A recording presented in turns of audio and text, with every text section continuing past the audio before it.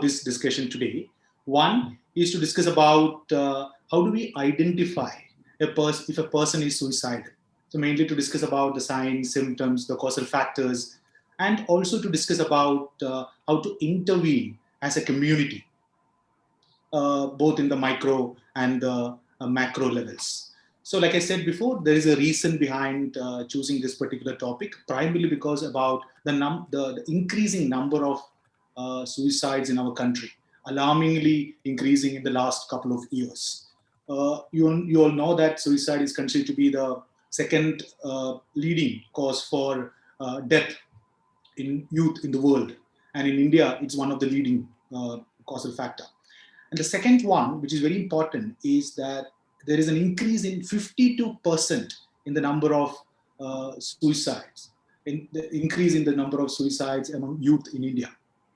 When you compare with 2007, it was around 17 every day, 2007. But now it is 26. That's almost one single suicide per hour.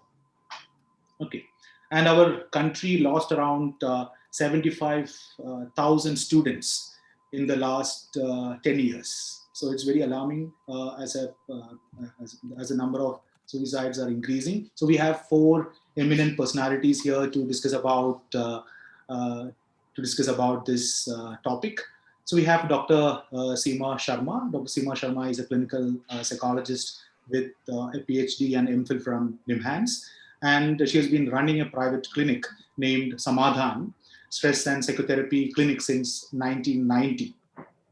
She has conducted workshops for teachers, students, parents, for schools like the Doon School, the Lawrence, Sanavar at Dehradun, among others. She's also a member of Grievance Redressal Committee for Sexual Harassment at Workplace, Office of the Commissioner, Customs and Excise, Meerut, and a consultant to Army Wives Welfare Association.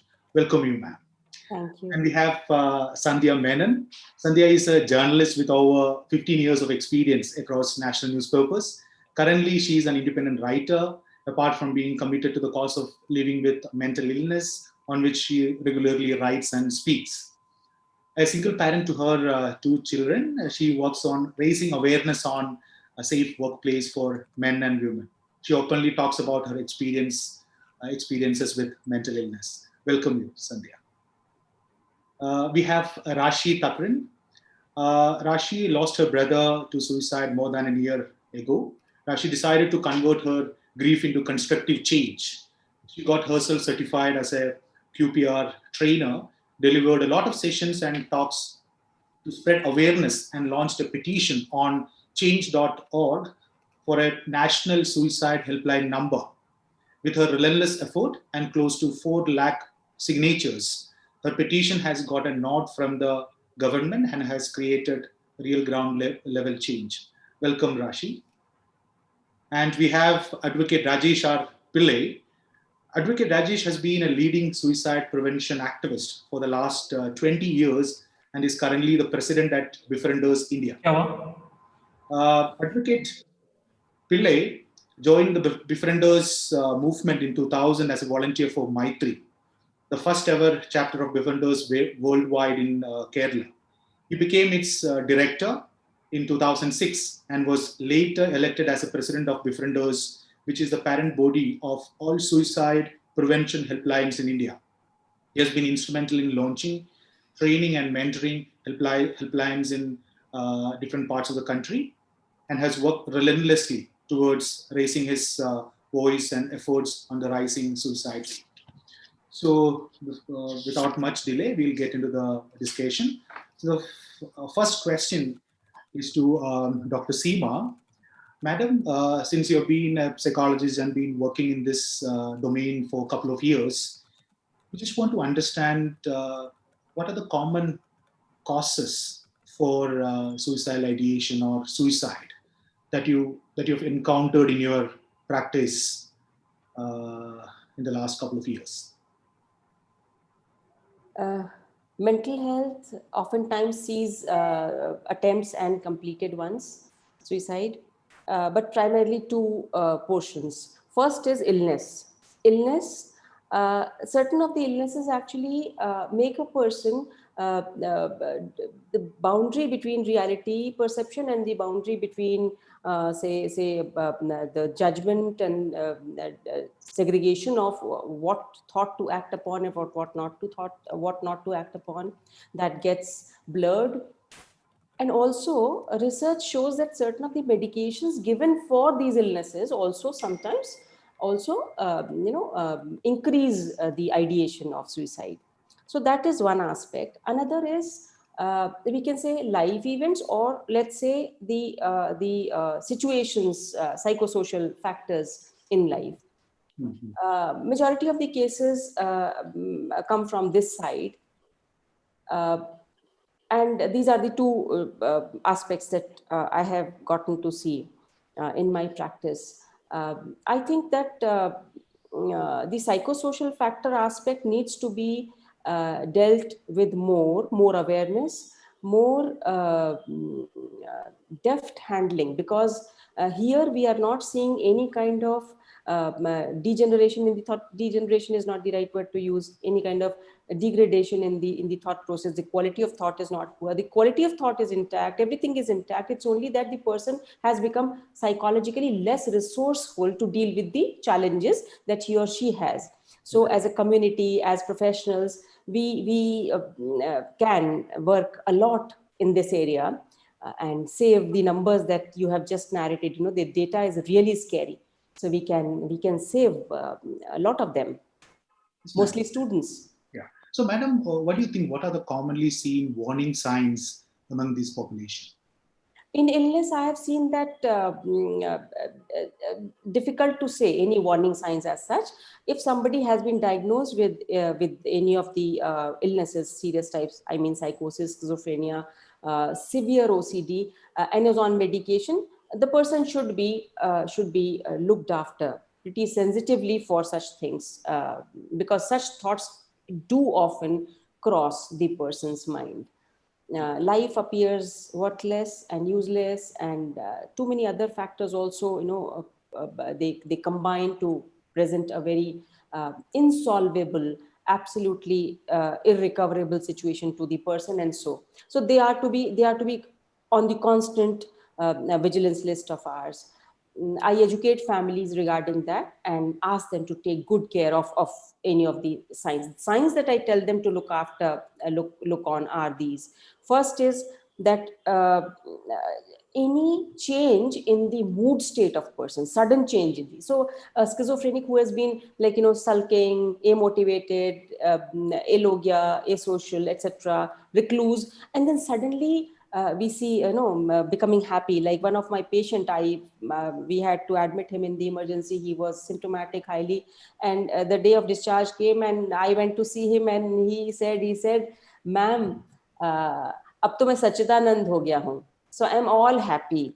And he was very happy. He said all problems are now sorted now, अब मैं सच्चिदानंद हूँ. And I told the staff that take good care of this person, and we are not discharging him for 2 days. I called in the family, educated them, etc. But I lost him after 10 days of discharge. I lost him because family cannot be as vigilant as we can be in the hospitals. So that is one thing. Any stark change, any drastic change in behavior, mood, etc.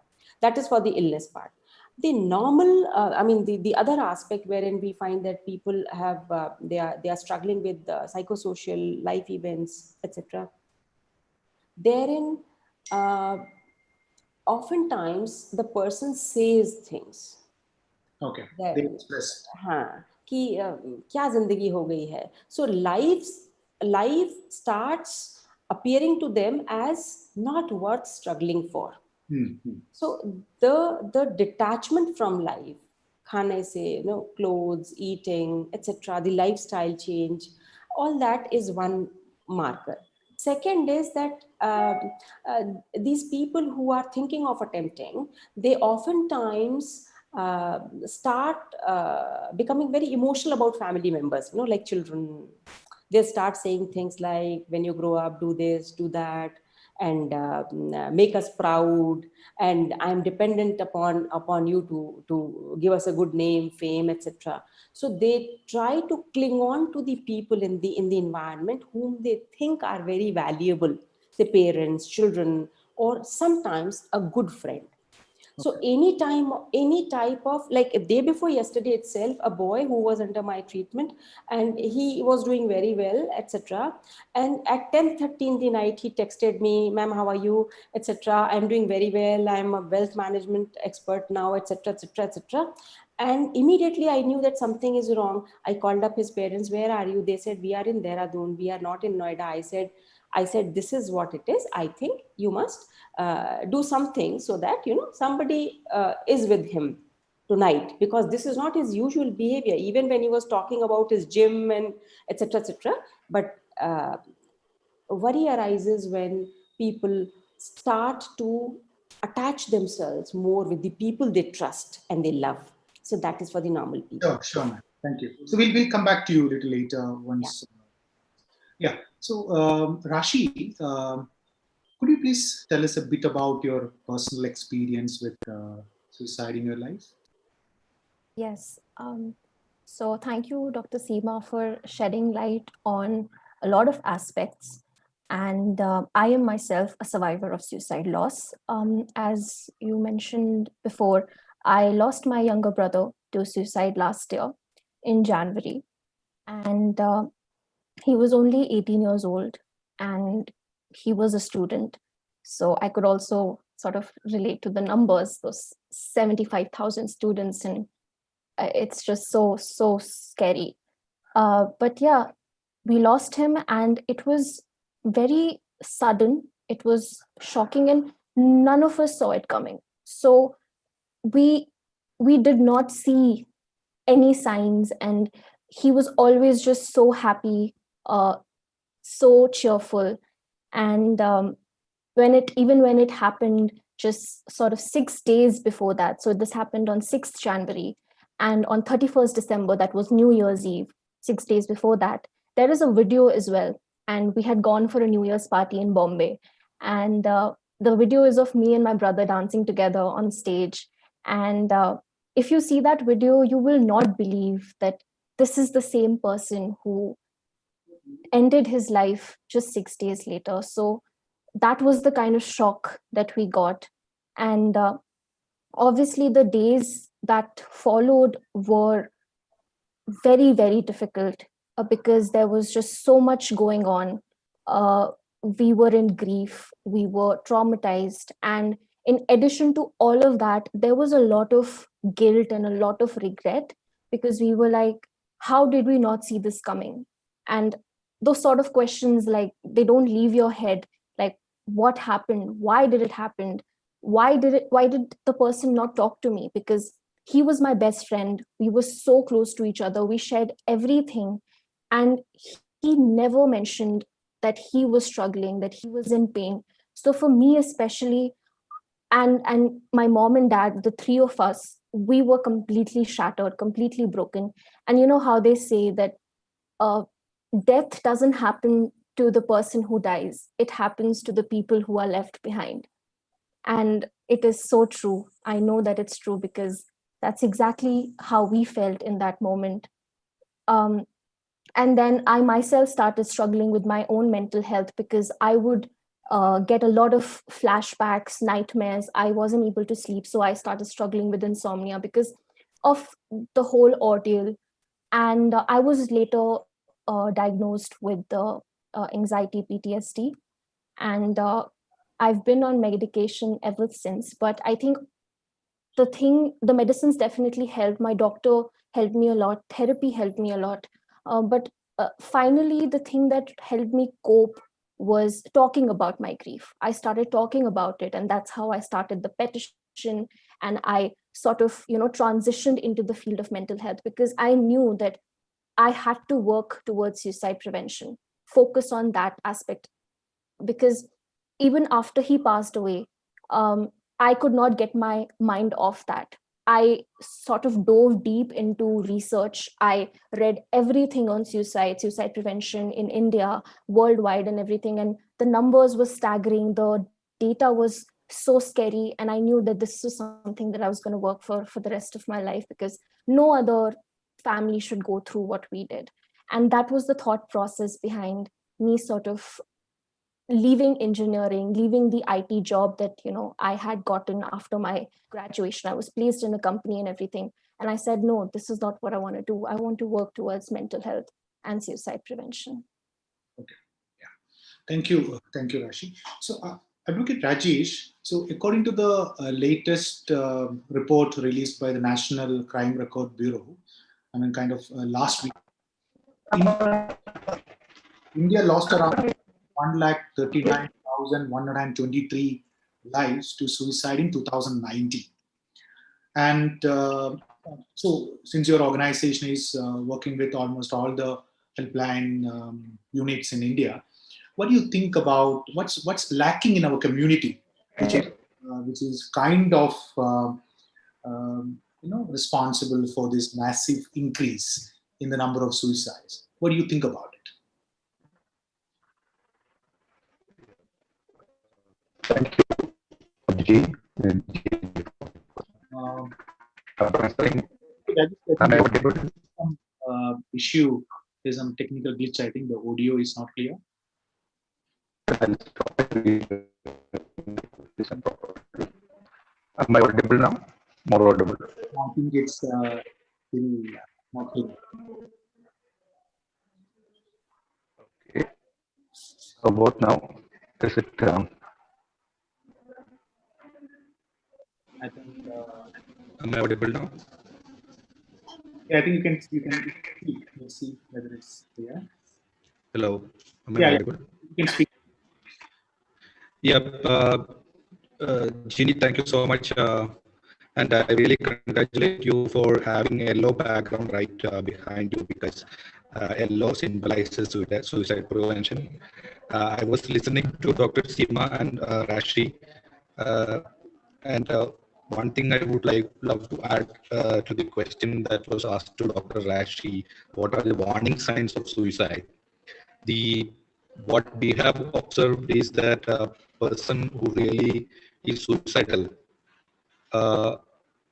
they will have depression and anxiety as well. And one thing which we have noticed is that that person is likely to, give away his prized possessions, and maybe writing a will also. So, as a lawyer, whoever approaches me as for writing will definitely will be scanned for this suicide question also. And am I audible? Yeah. And the social media behavior, which we should be really watchful now, because a lot of people are expressing their suicidal ideation on social media. Earlier, it was very difficult to understand what is happening in the mind of a man or woman, but now they are expressing it either by display picture or by the tagline which they are using it. The moment, the kind of feeling they are going through, they are really expressing it. Once you see anybody with a teardrop as a display picture or something related to like that, glorifying death or suicide on their tagline or wherever they're expressing it, then you should definitely ask that person whether are you okay. I have noticed that something is wrong with your display picture. I am ready there to listen to you. Are you ready to talk to me? Or if you want me to take you to any person like a grief counselor, I will take you there. Now coming back to the question regarding the statistics, almost we have lost about 1.4 lakhs. That's what I understand. The figures, if the figures are correct, that is actually the National Crime Records Bureau statistics, which is the only data available, statistics available now. But we know that the police, the crime recording is not being given the preference by the police. They have other things to do also. So this is not that very meticulously done data.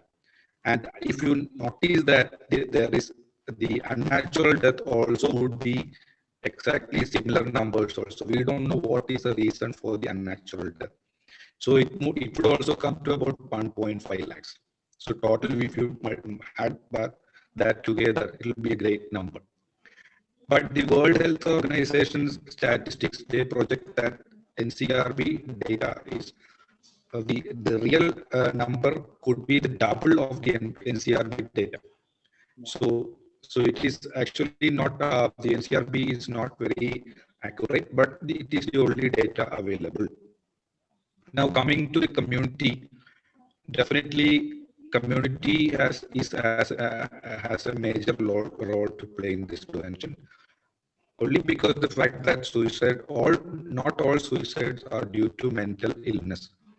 Definitely suicide is a mental health issue, but suicide is not because of mental illness. So the community and the people associated, people attached with that person has a very important role to play. Definitely, there's a lot of scope for volunteering, like Rashi did. I really appreciate for her effort. She has done a wonderful thing.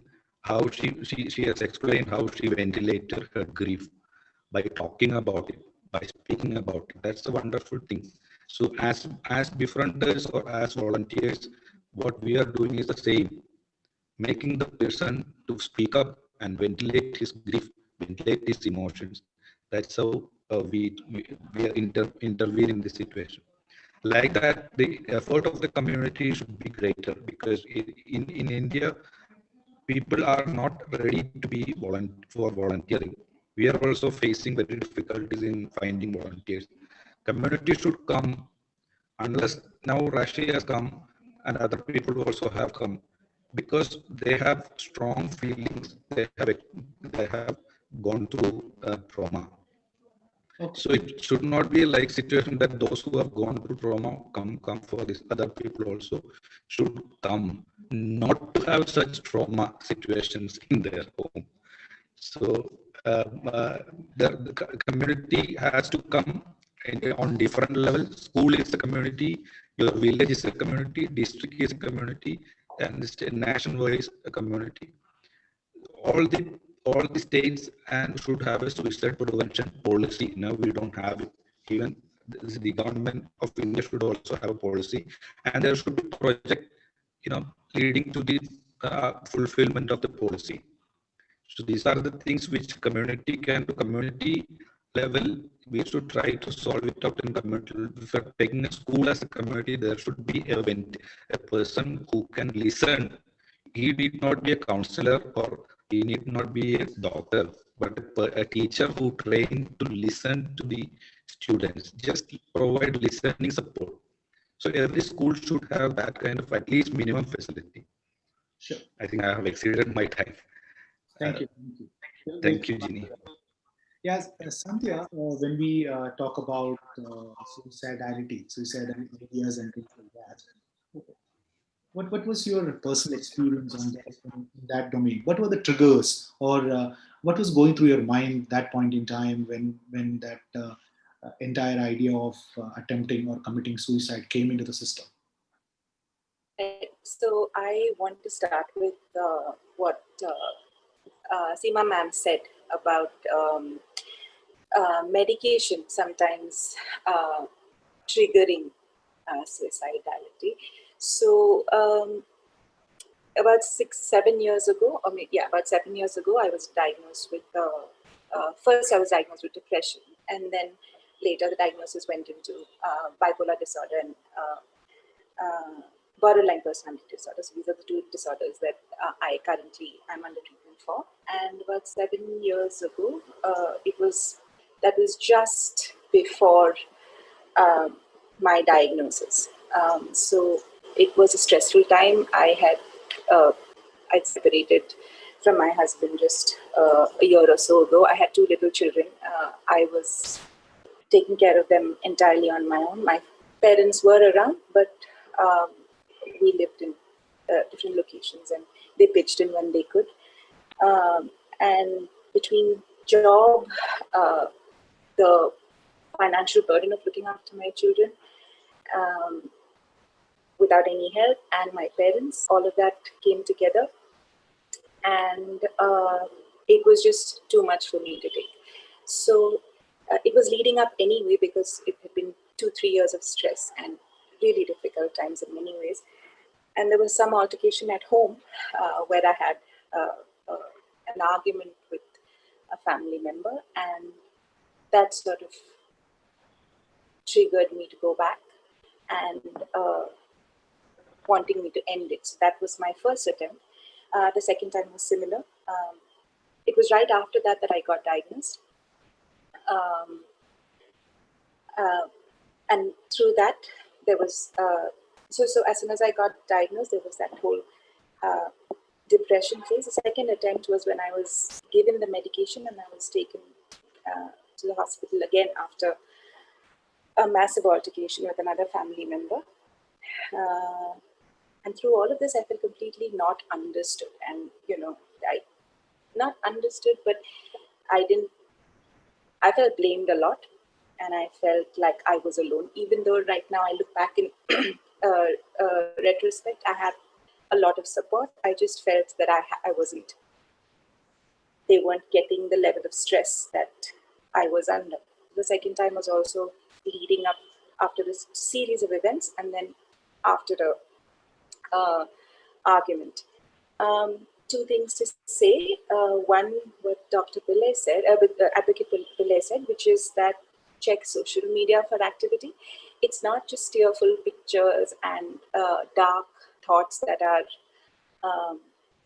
sort of a sign of social media, of depressive tendencies. It's also an over involvement. So if you find like a lot of posts from somebody who's spending a lot of time on social media, where you can tell, does this person ever have a life outside of social media? I was like that. I would not sleep for 2-3 hours. Like I would sleep for 2-3 hours at night, and I'd be on social media all the time. So that's one of the things that I wish I was expressing all of this in social media. I wasn't turning to any of my friends.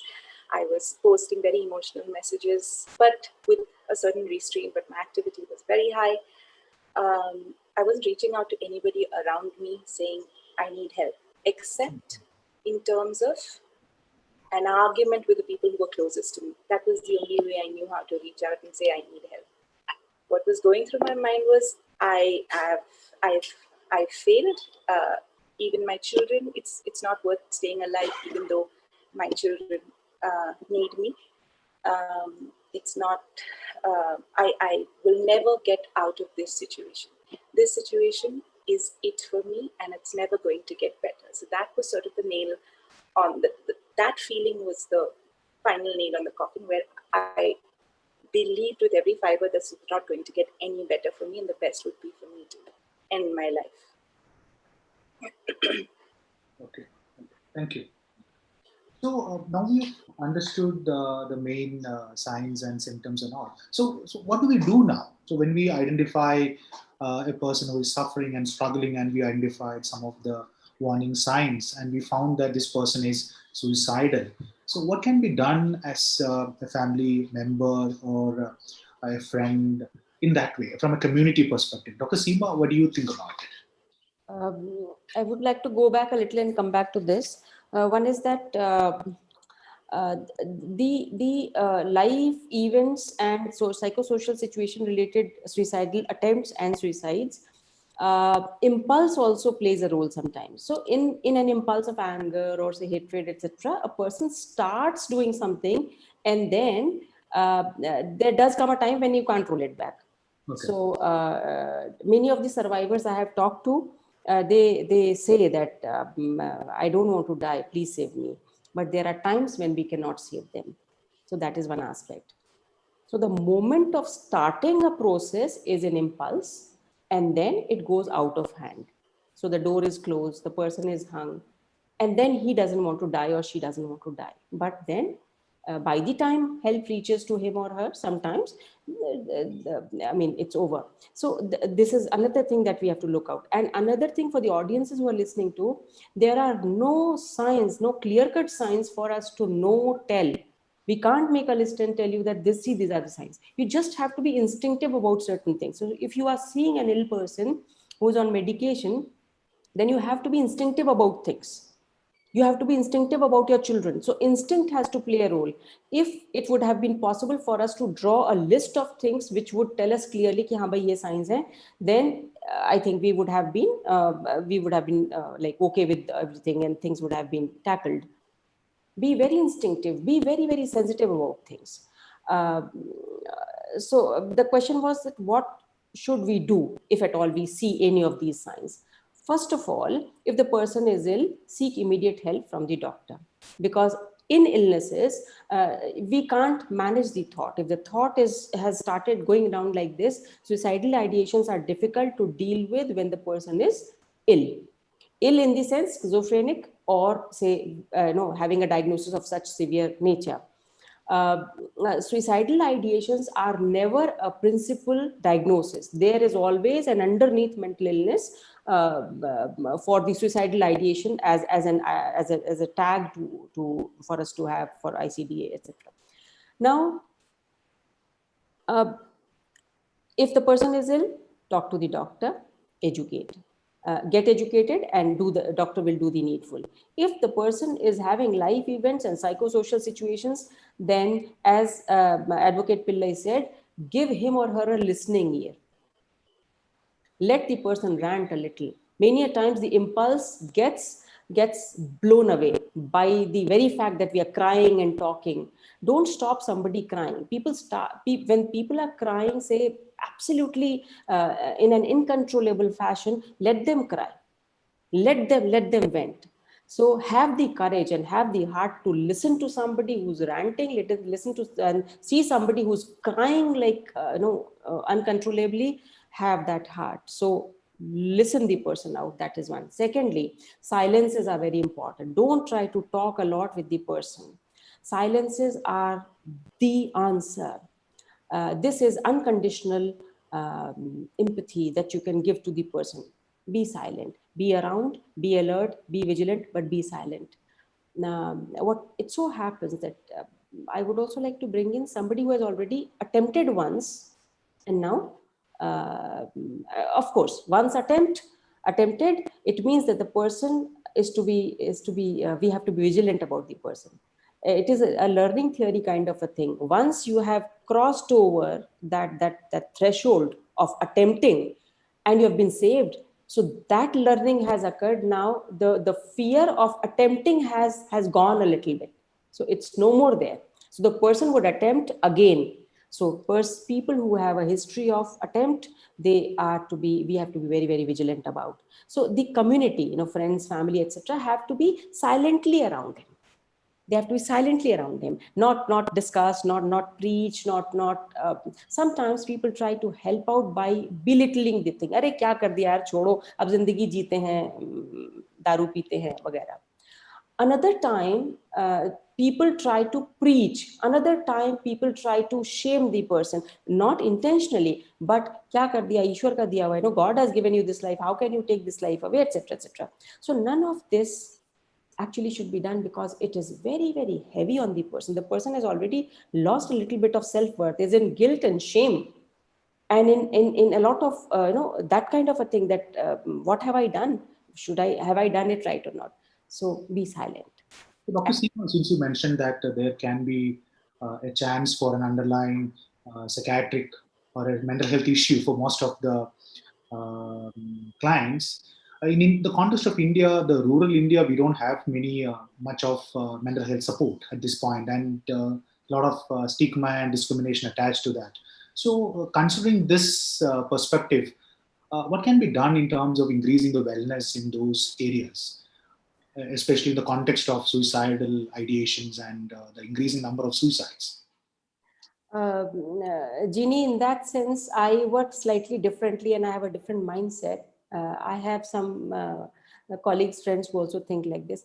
I am for de-diagnosing, meaning thereby, when I say that if there's a suicidal ideation, there's a possible mental health issue, I am not saying that it's a diagnosable thing. Mental health issue, if I have not eaten for say 72 hours, I will have mental health issue, because one of my biological function has not been catered to. So let's not always believe that when we say mental health issue, we mean diagnosable problem. Any kind of an imbalance in the emotionality can be categorized, if you are to label it, it can be categorized in any of the diagnostic forms. This is the problem in diagnosis, that if somebody has, say, out of 15 symptoms, somebody has 6, then you have to give the diagnosis. But we can, to these people who don't have any access to proper mental health setups and situations of diagnosis, we should have people, as advocates suggested, that we should have people who can listen to them. Maybe give some grandma's wisdom ideas. You can do this to this, you can do this in this situation, and maybe think like this. Maybe, that person did that way and this person did this way. So maybe, a lot of resource can come about, a thoughtful resource from the society. So maybe the seniors, who are considered to be, this is just a suggestion, seniors who are just considered to be of no value in most of the social clusters, they can have a group, and people can, they can be motivated to visit them, sit with them, talk with them, listen to their life stories, and then can have life stories of courage and resilience and things like that. So rural India, wherever we don't have a proper setup, we can use society for storytelling, stories of resilience, stories of courage, stories of success, stories of failures. So these stories make good narrative styling. So when we are pressed hard by the life situations, narrative styling is important. Situations, I don't think, Ginny, is ever important. That is how I have worked all along. Situations don't have any potency in them, neither positive nor negative. It is a narrative that we draw out of those situations. In the normal population I'm talking about. So, yeah, narratives can be worked upon. Sandhya, so when you look back into that time, what do you see could have been done differently by people around you to make sure that this attempt wouldn't have happened? So when you look back retrospectively, when you analyze it, what do you see? What do you think about it?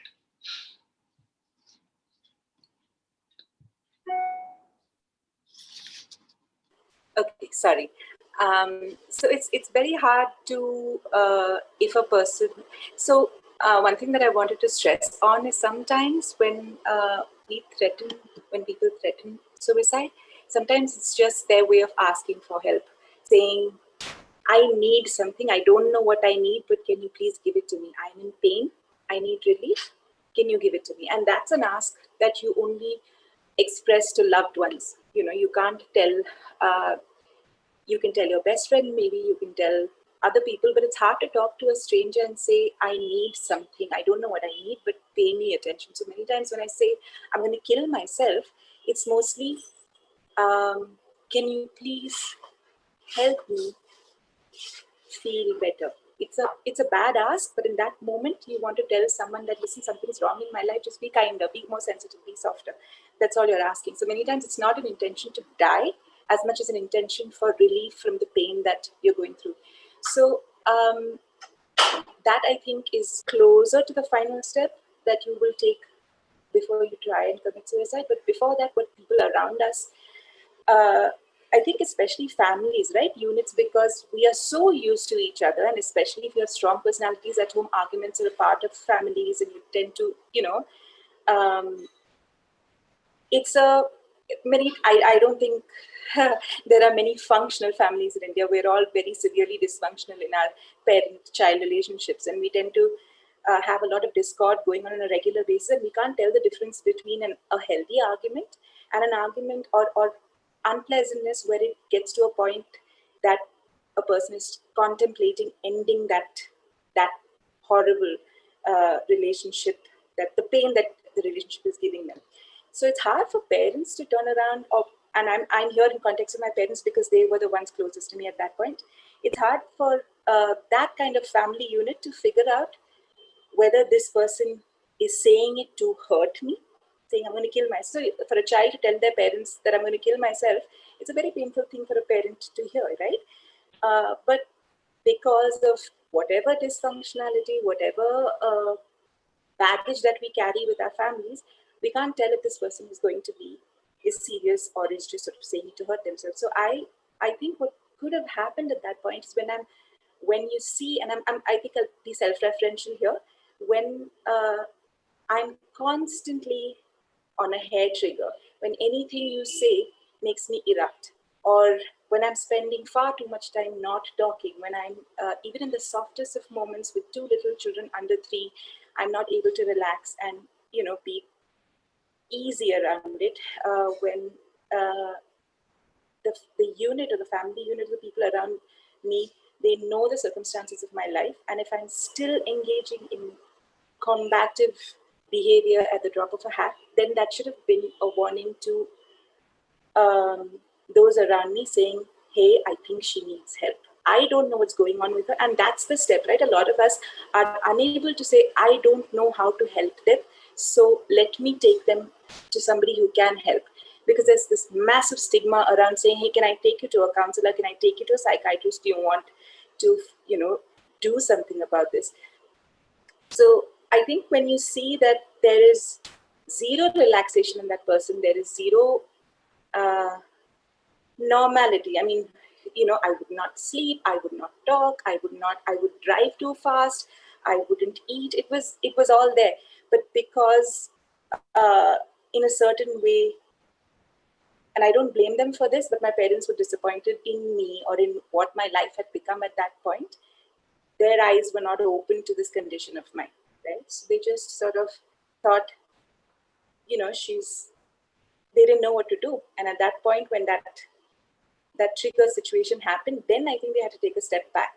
And luckily, it wasn't too late for that. So I think since then, so when there is that, like Dr. Seema said earlier, you have to be sensitive and instinctive. It's easy to say that, but how do you make yourself, you can't overnight become sensitive to someone, but you have to trust your knowledge of your child, of your spouse, of your friend to guide you. Listen less to their words and look at more at their actions. They're saying I'm fine, but they're doing things that are destructive to their own lives. Something's got to go off in your head and say, you know what, I'm just going to gently ask this person what's going on. And many times they're going to say, no, nothing is going on. But then that's a difficult conversation to open up. And that's a difficult thing to navigate. How do you, when someone says, no, I'm fine, leave me alone, most of us back off and say, okay, she's fine. And the next thing is that someone's committed suicide, and then they say, oh, I should have pushed it a little further. So that's the gap that I think a lot of us would like to know about people who have, like 6 years after my second attempt, I still have suicidal ideation. I continue to, when things are really high, I continue to think, I go to bed thinking, I hope I don't wake up tomorrow. But like Dr. Seema said, resilience is an everyday thing. Every day you tell yourself, every day you do things. So I think a lot of the people around people who have suicidal ideation need to understand how to step beyond, I'm fine, leave me alone. Okay. And that's the thing I think experts can help with. Thank you.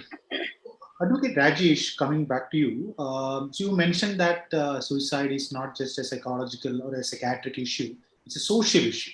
So when we look at it from that perspective, who is really responsible for suicide?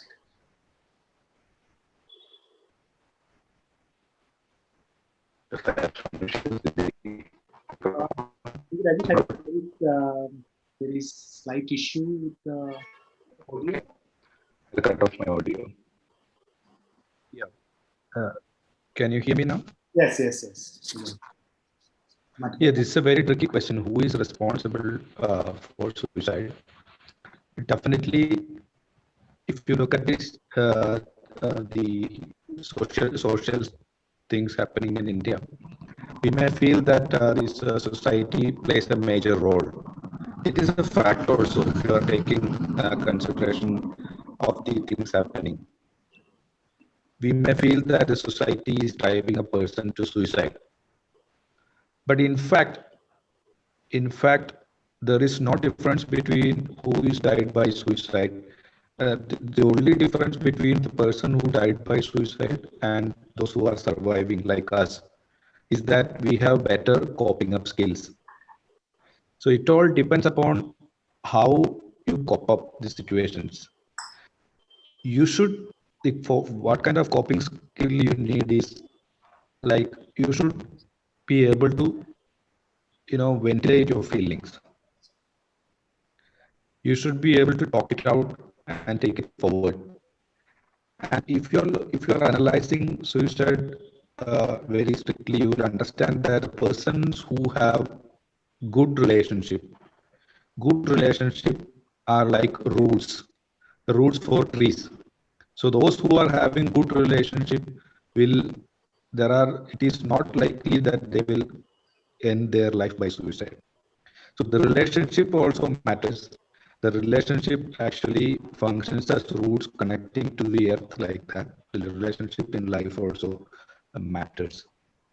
So what a person, if is feeling difficulty, not to come up to have a good life, should do is to ventilate, and the society as community has a duty to help that person out of that situation.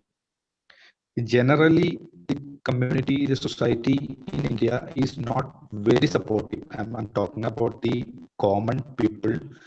If you have an issue, like doctor said, how to listen to a person. Generally, when you have an issue and when you talk to someone, the responses will be not that good. The general response will be either to judge that person. When I have an issue, if I'm just trying to tell it to my friend, the general feedback or general response will be, oh, why you have done such thing? You shouldn't have done that. That is the possible response I am getting. But instead of that, if that person responds slightly in a difficult way, I understand that you have done that, but would you like to talk more about it? If that kind of response is coming from the listener point of view, then that will definitely help. So what the community should be doing is, community should not be judgmental. Community should not be critical about my act. Suppose I'm a gay, and if I'm trying to speak, definitely the first response would be that it will not be good. He will criticize, he will be critical, he will be judgmental. And the next thing is that the confidentiality should be kept. Whatever that person is telling, that should not be used as a gossip, or he should not share it with anyone else. So these kind of things are very important for the community also. And there are certain circumstances when we feel that the community has driven such people to suicide. But if you are analyzing it in a proper way, you would understand that this person should have also tried to get out of these kind of things. Okay. Yeah. And like doctors said, making use of the available resources like senior citizens, that is also very useful in such situations. But the listening has to be understood also, how to listen a person and how not to cause a block. Like doctor said, telling stories, of course, that is helpful. But when you tell your own life experience to another person, it may not be very fruitful to that person. That person may think that he is being compared with the person who is listening to. So comparison usually is not, comparison may cause a block in the communication. Look, this is what I have done when I have gone through this problem. You should also do it. That is actually an advice and comparing. Every person is unique. A person who is going through a lot of difficulties, who is facing the life in a difficult way, he may not like to be compared with anyone else. So that kind of situation, that kind of comparison or listening may not help. But at the same time, if you're listening to that person without non-judgmental, non-critical, and confidential hearing with empathy, empathy is most important. Empathize with that person. Put yourself into the shoes of that person. That really helps. So first of all, society or community has to be taught how to listen. Usually, we are not good listeners in general, but the trained people, trained listeners are also there. But before joining this organization, I must confess that I was not good listener, only because of the fact that I'm not comfortable with someone crying or to see someone in distress. So what we used to do is we will console him. This phase will go on now. Cheer up.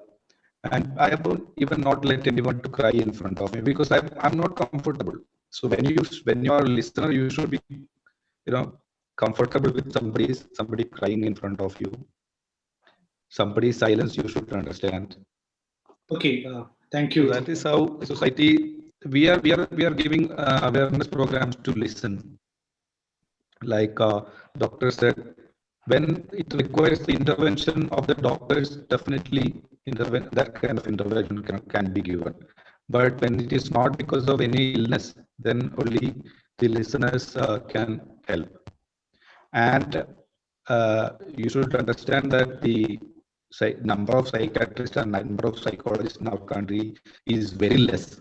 Is very less comparing with the. I don't know the exact figures, but there may not be more than 5,000 psychiatrists in India.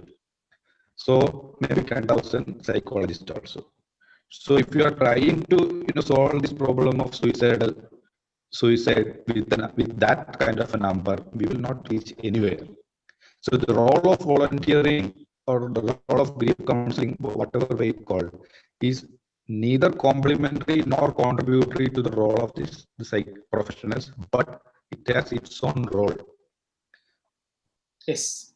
So the community as at large should understand the importance of listening, and whoever is able to adapt, whoever is able to learn those kind of things should learn and practice that in their life. If they are seeing anyone with a gloomy face, they should be ready to ask, "Are you okay?" We usually ask, "How are you?" Instead of we should ask, "How do you feel?" The second question you can ask, "How are you?" Maybe you'll get, "I'm fine." But the next question, if you be precise, "How do you feel?" That is a better question, giving an opportunity to the person to speak out his feeling. Sure. So these kind of things we can try on a community level. Thank you. Thank you, Ginny. So, Rashi, since you mentioned that you've been doing a lot of volunteering, and in the process of volunteering, if you come across somebody have required somebody in need of psychiatric or a mental health support, how do you nudge those individuals to take support? Yes. So I think first and foremost is to create that sort of an environment in a safe space for them to be able to reach out to you. So you should be able to create that space where that other person, be it your friend, be it your family member, or someone that you're probably working with or volunteering with, feels comfortable enough that, okay, yes, this person is approachable. I can talk to them. They will, like, everyone mentioned here, listening is important. They will listen to me, and they will have those sort of resources. They will know how to help me, and their reactions and the responses would also be something that will eventually help me, and that's when they will reach out to you. So it's again working on yourself, and that's what I've been trying to do. I've been trying to educate myself more, inform myself more, be a little more empathetic towards not just my friends and family members, but even strangers online, because that's a lot of times online people reach out to me and they tell me that, we are feeling suicidal, we don't know what to do, and we have no one to talk to. So that's where I think you come into the picture, where you have to know that, okay, this person needs help, and you should be able to lend them a ear. And for all you know, just you listening to them can literally save their lives. And this has happened. This is something that I've experienced, that all those people who reach out to me online or through my volunteering, they just want to talk to someone and they don't have anyone.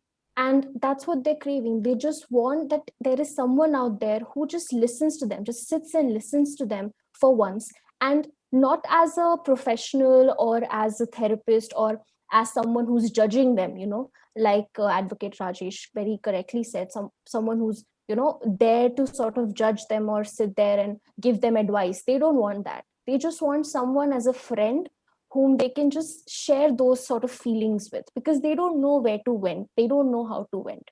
So that's one thing that I've noticed. Also, this happened with my very close friend actually, and this happened last year, where he reached out to me, and we used to have very superficial sort of conversations earlier.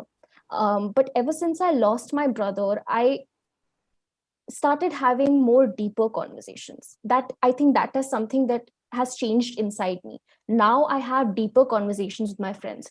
Like again, Advocate mentioned that, I ask them not how are you. I don't ask this question to anyone. I ask them, how are you really? How are you feeling?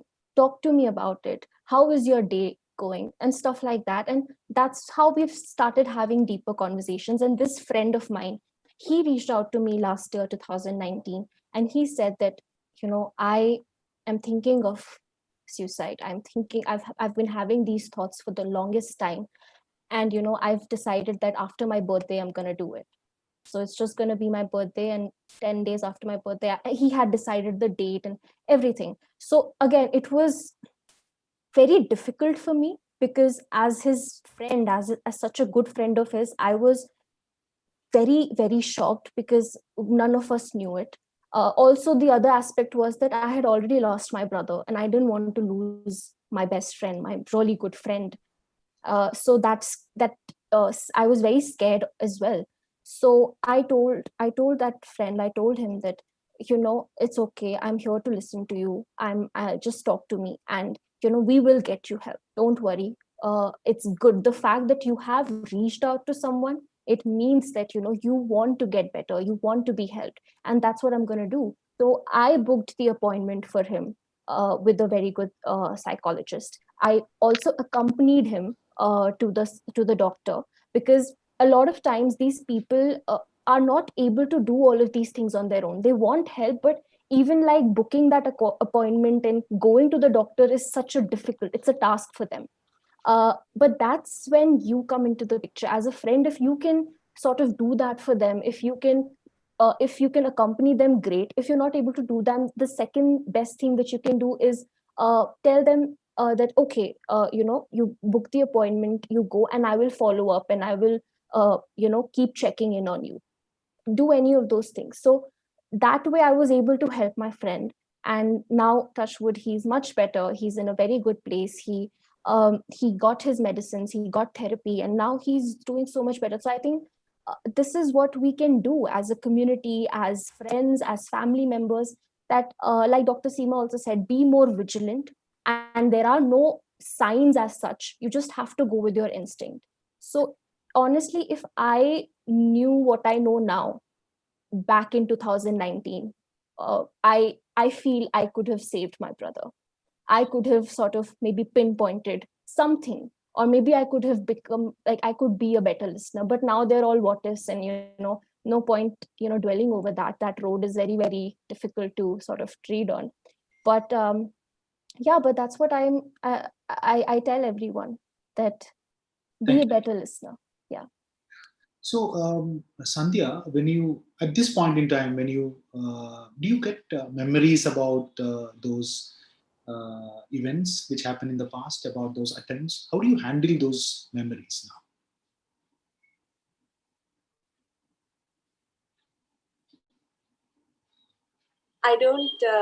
I don't really carry memories from them, but I have a sense of incomplete lessons. What have I not learned from that time?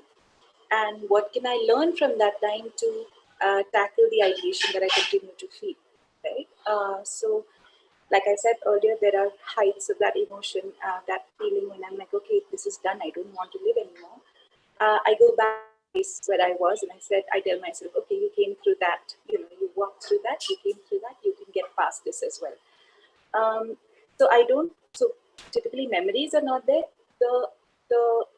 There's a sense of denial. in terms of what that must have put my family through. So I am still yet 6 years later, I'm yet to reconcile myself with what my parents might have gone through. My children were little and they didn't know about it. What I will tell them, or how that will impact them later. So there's a lot of that I still have to deal with in a sort of more wholesome, holistic manner. But the thing that I know now is that the one big lesson for me from them, and that's what I keep going back to, is in that place, instead of saying, suppose I'm feeling like, oh my God, I don't want to wake up tomorrow, and I start to think about the various methods of how I could kill myself or end my life. And I plan this, like I think about this, that, or the other. I try not to tell myself, don't think like that. I let that feeling sit. I let that feeling take over, and I reach out and sort of maybe ping a friend and not tell them I'm feeling suicidal per se, but tell them, hey, it's not great.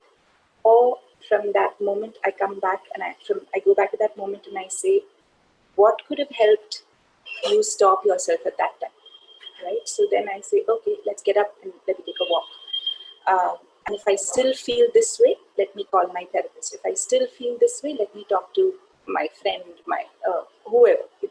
So the lessons from that time still continue to emerge when I'm looking at it clearly. But I just like to point out one thing in terms of community. We're here talking about, sorry, if you don't mind, I'll just take a minute over that. We're talking about community, right? And we're talking about community in terms of volunteering, in terms of families. But I think as people who are looking to address the problem of suicide, especially among the young, we've got to look at family systems itself, and saying don't be judgmental or be more empathetic. These are easy things to say, but do we live in a society that shows us what empathy means? Do we live in a society that shows us how not to judge somebody and blame them for it, right? Even from the kind of jobs we take up, which requires moving away from support systems and living alone in cities.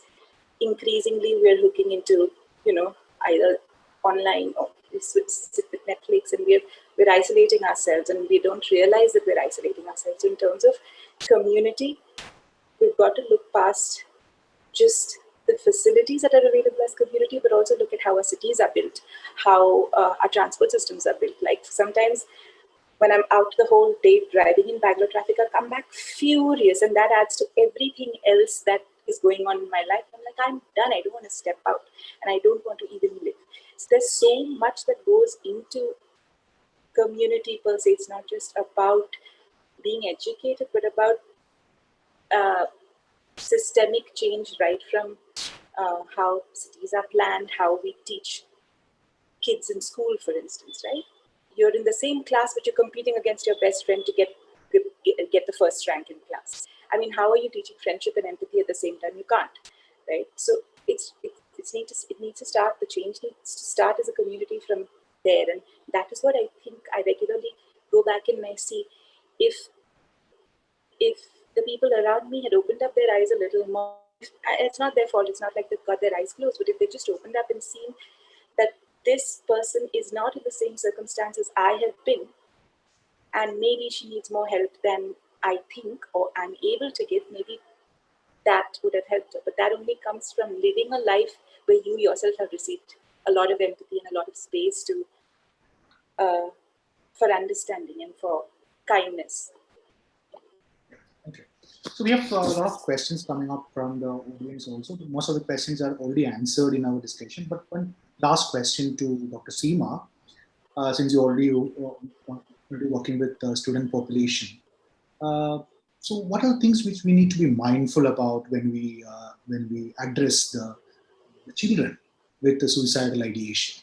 And now we know that during the lockdown and this pandemic, the number of suicidal ideations and suicides are slightly on the higher side, especially in that population. What do you think about it? One thing is that when we are raising children, right from childhood itself, uh, the one factor that I have found very important in the personalities who are resilient, and that is learning to hear no, no of any kind.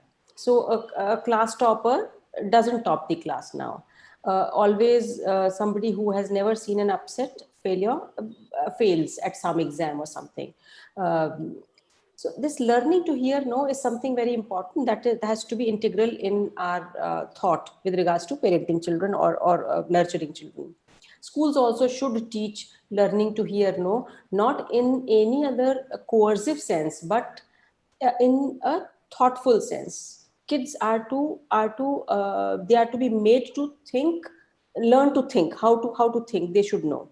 Panchatantra stories I oftentimes use when I talk to children, even adolescents when I talk to.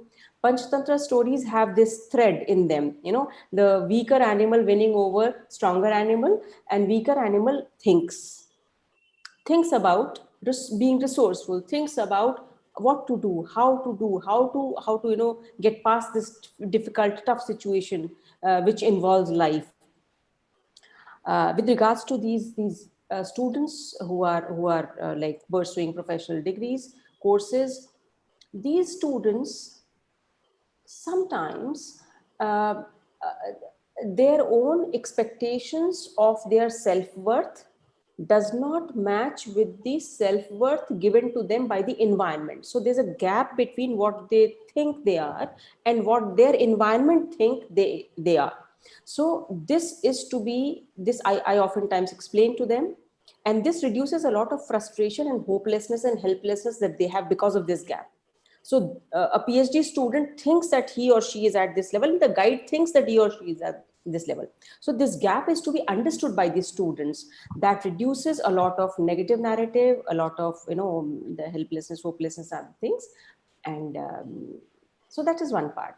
Another thing, as I said, that children who decide to take a different course altogether, so they've joined IITs and any of the other prestigious institutions. Now they would experiment with marijuana, this, that, A, B, C, X, Y, Z, experiment with everything that they have not known as yet, and get into relationships for the sake of being. So anything that is non-meaningful to the brain, when brain doesn't identify meaning into things that we do, there's a lot of chaos in thought. So we have to keep safe ourselves from getting into that non-meaningful things. And that meaning is not universal. That meaning is to each his or her own.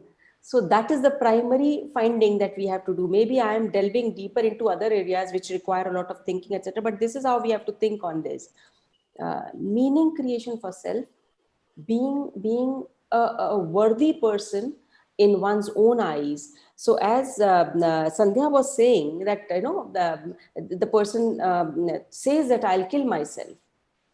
Oftentimes it is not that the person wants to kill himself or herself. It is that the person wants to tell the other person that, see, I'm worthy. So when I'll kill myself, only then you will know how worthy I was or I am.